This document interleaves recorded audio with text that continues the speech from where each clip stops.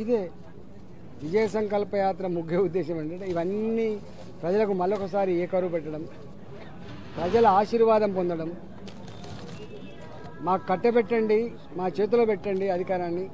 మీకు దేశంలో ఇలా గుజరాత్లో ఏం జరుగుతుందో, మధ్యప్రదేశ్లో ఏం జరుగుతుందో వీళ్ళు అంటున్నారు.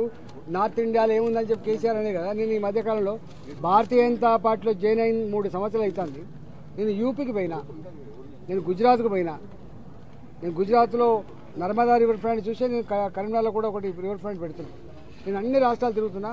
మొన్న మధ్యప్రదేశ్ కూడా పోయి వచ్చిన. ఇంతకంటే బ్రహ్మాండమైన రోడ్డు నెట్వర్క్ ఉండేది. మేము అనుకున్నాం సౌతే బాగా డెవలప్ అయింది అనుకున్నాం, కానీ నరేంద్ర మోడీ గారు వచ్చిన తర్వాత సౌత్తో సమానంగా నార్త్ ఇండియా కూడా డెవలప్ అవుతుంది. మొన్న మీరు ఇప్పుడు రైలు పోయింది కదా మీకు అయోధ్యకు, మీరు అడగండి లక్నో నుంచి వెళ్ళి అయోధ్యకు రోడ్డు ఎట్లున్నాయి. 8 లేన్ రోడ్స్, 6 లేన్ రోడ్స్. నేను అడుగుతున్నా ఎట్లుంది అంటే బ్రహ్మాండంగా ఏర్పాటు ఉన్నాయని చెప్తున్నారు. ఒకప్పుడు మురికి కూపాలుగా మనం వర్ణించినాం రోడ్లు. కేసీఆర్ బాటలో మాటలు చెప్పాలంటే దిక్కుమాల అనేది. ఇలా వాళ్ళు ఎక్కడున్నా ఒకసారి చూడండి. ప్రగల్భాలు అంతే తప్ప